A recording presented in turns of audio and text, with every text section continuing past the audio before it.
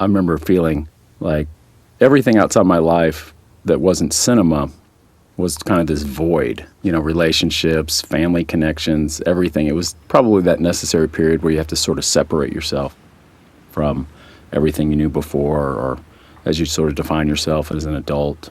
I have a lot of sympathy for people in their 20s who are sort of wanting to do something different or discover what they're most passionate about or live a life of purpose, or that, they feel like what they're doing with their time is valuable to themselves or the community. If you just go straight to business school and get a job and get married, there's always, that's the typical track, but there's always going to be people who, are looking for something else, or, they're having a lengthy existential crisis about what anything means. And I don't know, I've always had a soft spot for that because that was really me.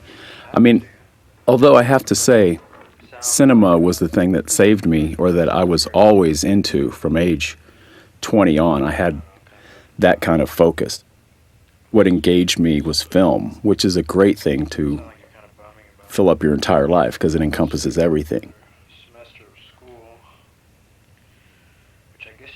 I guess I was motivated on this movie to, I was depicting the life around me, and this is my own house, which is right at 24th Street in Oasis in the heart of West Campus. It's also the house we filmed a couple scenes from the next movie, Slacker, here, and I roomed here with, at this point, Lee Daniel, and had a couple other roommates floated through over the years, Breck Anders, Dan Cradable, Eric Lord, a few others, various girlfriends, people always moving in and out. It was one of those houses that our front door never locked. Something was busted with the lock, so we inadvertently had this open door policy. There were always people dropping by 24 hours a day.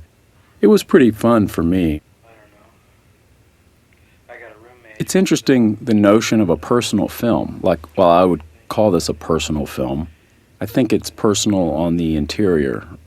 On the exterior, this film depicts a guy who's pretty alienated. There's a certain social and familial disconnect going on.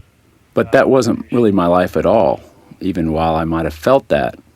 And I think that's what's more important, to depict the accurate interior. On the exterior, had a lot of friends, went out, big group of us were starting the film society. It was all fun, taking a train around the country, meeting a lot of girls. Hey, I was, young, and, everything's great. But some people who knew me pretty well during this period, when they finally saw this film, they really couldn't believe it, because I had filmed a lot of different things and cut it all out, things that maybe were a little more exciting or engaging. I cut all that out in the editing. They really couldn't believe it because it seemed so stark, so kind of alienated, whereas I think they found me not that way at all. I don't know if it's some parallel life you feel like you might be living, or some inner core that you see around you. That's what I think I was getting at.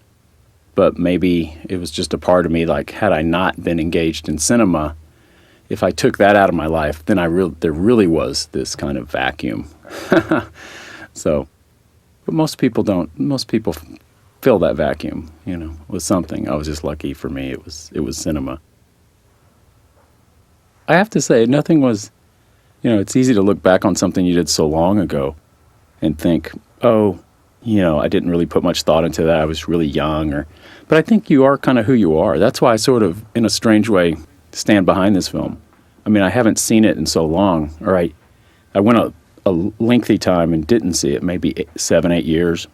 And then South by Southwest Film Festival talked me into showing it.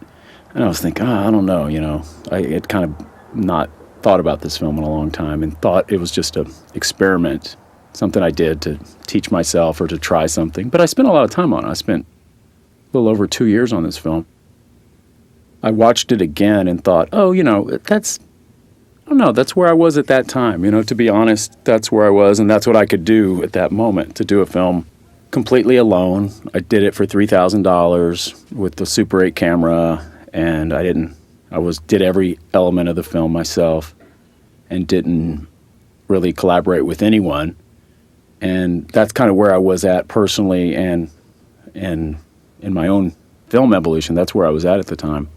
I look at it kind of quaintly, I was actually trying to do something interesting, or at that time. That was all I was doing. I had no plans for other films. I mean, I hoped I would do other films. I had ideas, but I was really testing myself to see if I was even a filmmaker. I'd been making these shorts and had a bunch of ideas about cinema, but my formal skills were just then kind of catching up with some of my ideas.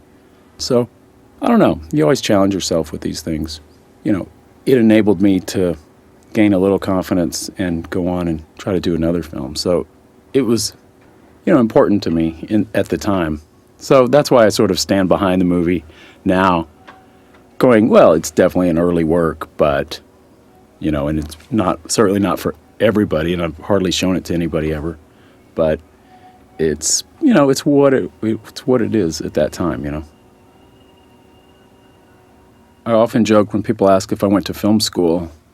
I say, I went to the Stanley Kubrick Film School, which means you just buy a camera and you learn how to use it and you start making movies. And that's as good as anything else. I mean, I lived near the University of Texas Film School, had a lot of friends who went to school there, and I would sit in on classes. I'd go to student film. I was I felt I had some connection there, even though I was never enrolled. I'd go to student short screenings and certainly watched thousands of films on campus. But as far as my own stuff goes, I had a personality. I think I just wanted to do it on my own. I didn't really want to be judged. I was naturally very shy.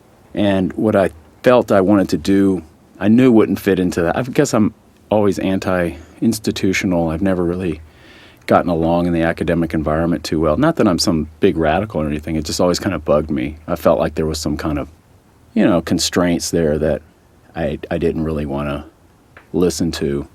And I think for film, you don't really need necessarily that. If you're a self-motivated person, which you need to be for film anyway, that's lesson number one. It's not like you get your degree and then the industry gives you this or that. Or, if you're ever really going to write and direct movies and get your own movies made, you have to be, a hustler. You got to be kind of obsessively motivated. School's not going to teach you that or give you those skills. You just kind of have to do it.